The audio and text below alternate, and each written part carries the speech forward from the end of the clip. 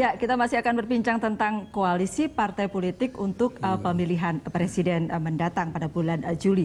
Dan Bang Don, kita boleh bicara tentang rekalkulasi dari Golkar dan kemudian bagaimana Demokrat memanfaatkan momentum ini untuk berperan lebih banyak. Benar dong, dan saya hanya menyambung pertanyaan ke Bung Aulia karena terasa kemudian ada faksionalisme di dalam Golkar. Ada faksi katanya Pak Akbar Tanjung, ada Yusuf Kala, ada Agung Laksono, ada ARB. Dan untuk menuju ke Pilpres 2014 mungkin ada pertempuran internal. Sementara untuk Mas Ulil, pertanyaannya adalah nasib konvensi. Kesebelasan ini bisa menimbulkan kekecewaan karena kita tahu misalnya orang seperti Dahlan Iskan sudah bekerja keras, orang seperti Pramono Edi sudah bekerja keras, banyak yang bekerja keras di sana. Lalu kemudian dengan perolehan hasil seperti sekarang, tentu akan berpengaruh pada cara berkoalisi. Gimana Bung Aulia?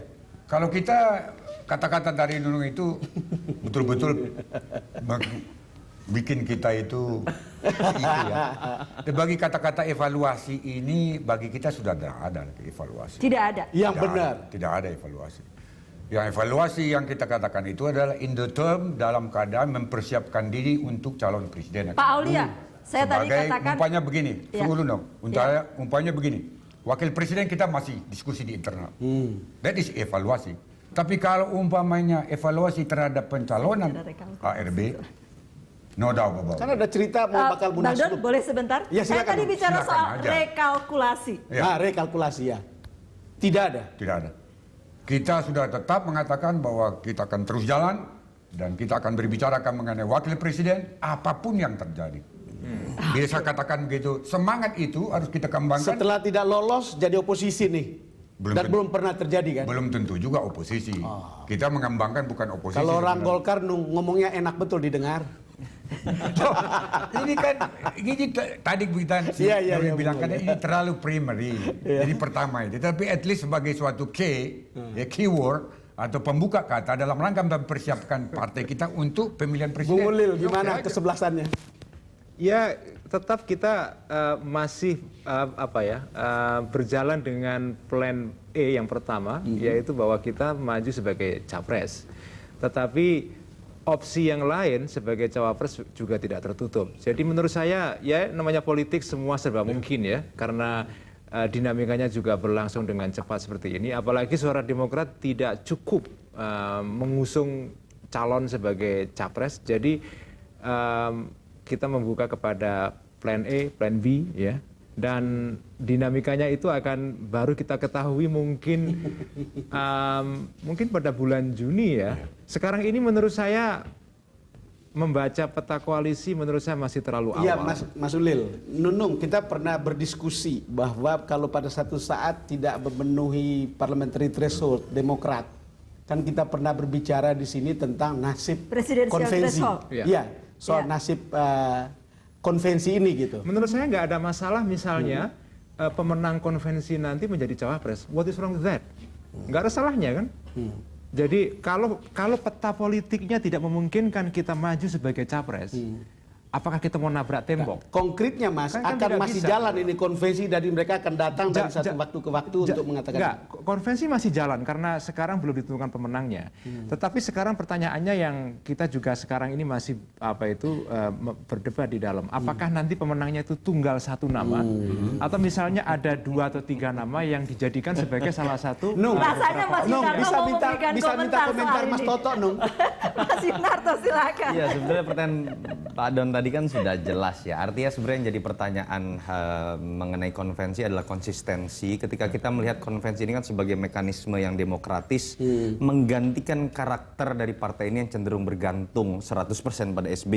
Lebih mirip menjadi SB Fans Club. Jadi apakah konsistensi penentuan berdasarkan survei itu misalnya akan tetap bisa dilakukan manakala aturan mengenai survei itu kan hanya ada dalam konteks mencari capres. Karena kita tahu juga dalam anggaran dasar anggaran rumah tangga, penentuan capres-cawapres itu akan ditentukan oleh majelis tinggi di luar mekanisme konvensi. Kalau soal ini bisa saya pastikan, saya jawab bahwa penentuan pemenang dalam konvensi tetap pakai survei.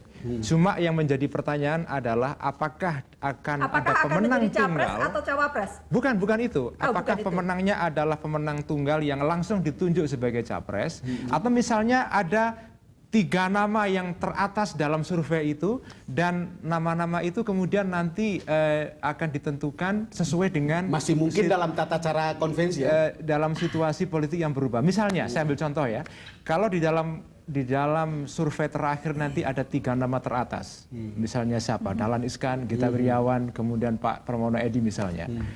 3 nama ini yang kemudian akan dipegang, dan kemudian partai bisa mengajukan dari 3 ini siapa yang paling tepat ketika situasi politik berkembang ke suatu arah Mas tertentu. Ulil, Jadi saya- misalnya kalau di dalam kerangka koalisi yang dibutuhkan adalah misalnya tokoh seperti Dahlan Iskan, ya kita ajukan Dahlan Iskan. Tetapi kalau misalnya yang dibutuhkan tokoh seperti Gita Wirjawan, kita punya tokoh seperti Ya, Gita kita Wirjawan, berikan dan Gita seterusnya. Wirjawan kepada partai koalisi kita, gitu ya. Jadi gini, saya mengatakan bahwa karena Demokrat sekarang ini belum punya calon yang definitif, kita sekarang ini bisa bekerja lebih fleksibel. Ya, Mungkin enak mendengar analisisnya Toto. iya. Saya membayangkan saya bekerja lebih fleksibel, mau jadi apa juga bisa itu nanti dari tempat konvensi itu. Kesebelasan yang sedang digodok Demokrat. Iya, artinya memang kita melihat ada sebuah pola pikir yang lebih realistis dari Demokrat ya, ketika terutama melihat hasil quick count tidak menempatkan Demokrat lagi menjadi kingmaker seperti dahulu orang menyatakan 2014 akan ditentukan oleh SBY. Ternyata situasi sudah sangat berubah.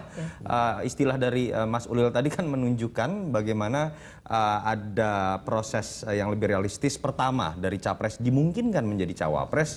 Yang kedua, penentuan satu nama yang hanya dilandaskan pada survei kemudian bisa berkembang menjadi 2 nama, 3 nama didasarkan pada konstelasi untuk koalisi dalam capres-cawapres. Dan menurut saya ya memang ini langkah yang paling realistis dilakukan. Walaupun sebetulnya kalau Demokrat sedikit optimis dengan pemetaan sekarang yang lebih merata, Demokrat masih memiliki peluang untuk bisa menjadi salah satu gerbong lokomotif koalisi. Jangan sampai kemudian kalah sebelum bertarung, maksud saya seperti itu. Karena kalau kita bicara belum mendapatkan angka presidensial threshold, bahkan PDIP pun itu sampai detik ini di quick count belum berhasil mendapatkan angka yang cukup aman, termasuk Gerindra dan juga Golkar. Jadi nanti Mas Ulil bisa bicara sama Mas Yunarto bagaimana caranya supaya tetap menjadi lokomotif dalam koalisi, Mas. Ya. Golkar masih konsisten tetap. Golkar masih tetap konsisten. Tetap. Ya, Dan oleh karena itu pertanyaan yang evaluasi nggak ada dalam konteks kita. Contoh, Golkar itu selisih suaranya hanya sekitar 6% dengan Demokrat begitu ya. Dan kalau kita lihat tinggal Demokrat mencomot 1 saja partai menengah, ini kekuatannya dan bargaining position yang dimiliki oleh Demokrat sudah sama dengan Partai Golkar. Jadi ini sepertinya memang sudah kalah bertani, mungkin karena digebukin media 2 tahun itu gitu ya. Mas Tok, jadi boleh hanya 2 partai gitu tapi pemenang urusan belakangan ya?